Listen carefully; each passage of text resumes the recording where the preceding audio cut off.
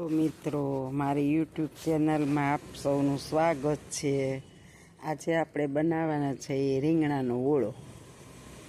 જય બાબા સ્વામી, જય ગુરુદેવ. હું હર્ષાબેન કટકિયા.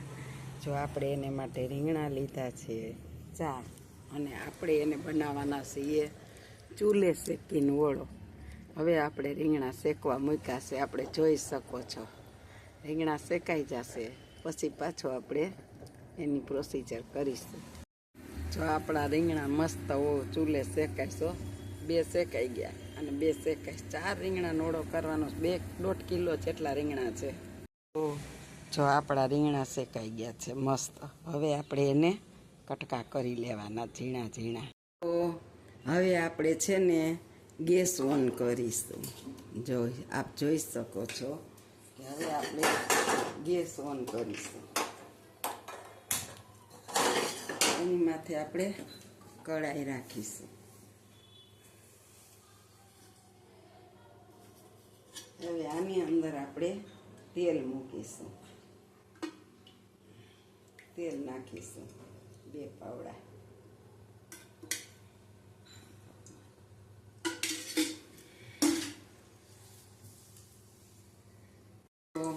હવે આપણું તેલ આવી ગયું છે, એટલે હવે આપણે એમાં જીરું નાખીશું.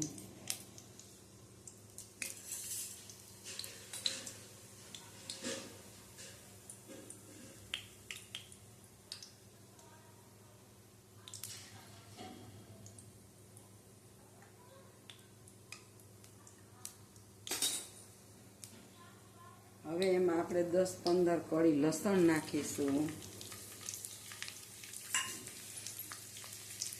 આપ જોઈ શકો છો.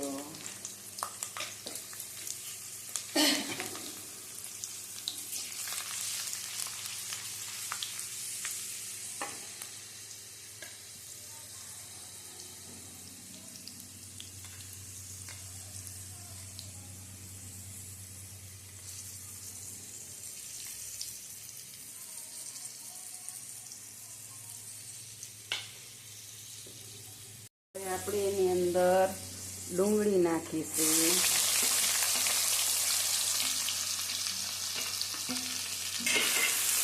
આ ડુંગળીને આપણે સાતળવા દેવાની છે થોડી.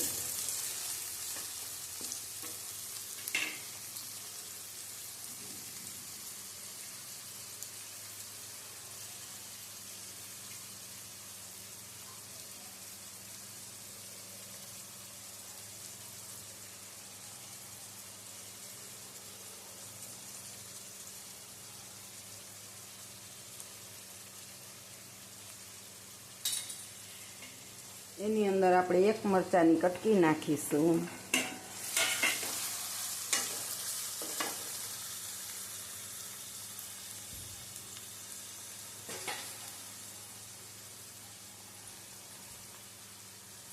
થોડુંક એવું આપણે આદું ખમણીને નાખીશું.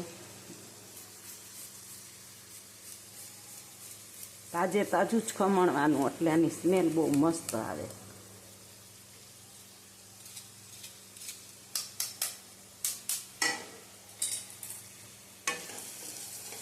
હવે આપણે આને સાતળી લેવાનું. તો આપણે આની અંદર હવે છે ને 2-3 લવિંગ અને સેજ જાવંત્રી આમ કટકા કરી નાખવાના છે. પહેલાં નથી નાખવાના, હવે જ નાખવાના છે, એટલે આની સુગંધ બહુ સરસ આવે.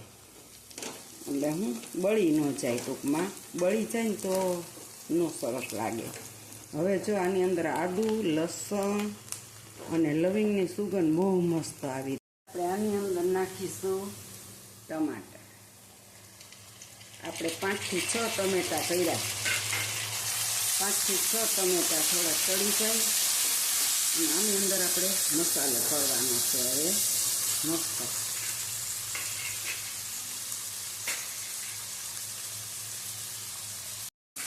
આપણે જો ટમેટા થોડા કેવા પોચા થઈ ગયા છે ને, હવે આપણે આની અંદર મસાલો કરવાનો બધો.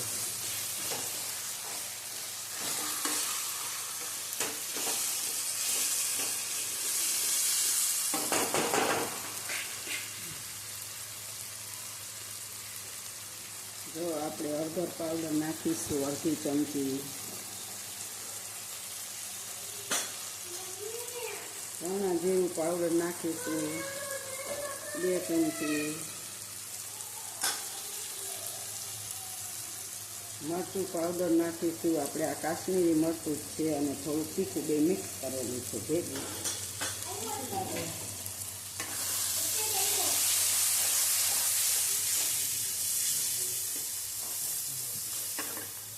અને હવે આપણે આમાં નિમક નાખીશું 1 ચમચી જેટલું.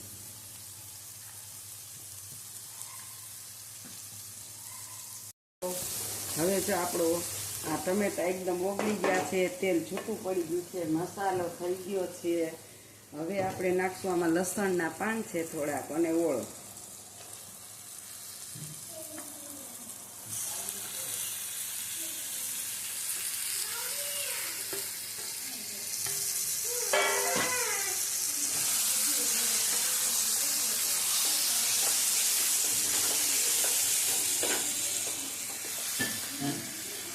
એટલે આપણે બનાવવાના છે ઓળો અને બાજરાના રોટલા.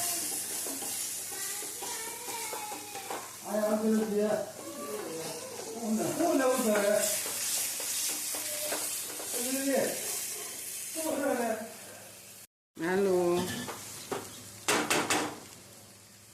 હવે આપણે આમાં ડુંગળીના લીલા પાન નાખવાના છે થોડા. આપણી ઘરની ડુંગળીના છે, કુંડામાં વાવી હતી. એટલા લસણના પાન છે લીલા. અને હવે આપણે આને મિક્સ કરી દઈશું.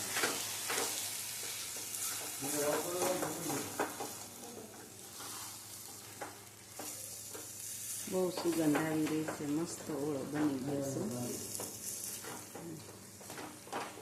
કારણ કે ચૂલે રીંગણા શેક્યા ને, અને રીંગણા એટલા મીઠા હતા ને, બહુ મસ્ત ઓળો બની ગયો છે. જોઈ શકો છો, જો મસ્ત ઓળા.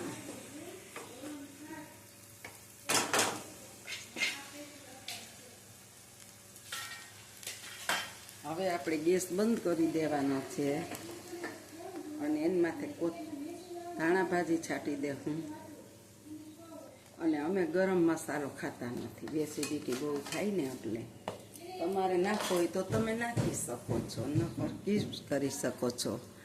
હાલો, મારી આ ઓળાની રેસીપી ગમી હોય તો લાઈક કરજો, શેર કરજો, સબસ્ક્રાઈબ કરજો અને બેલ લાઈક બટન દબાવવાનું ભૂલતા નહીં.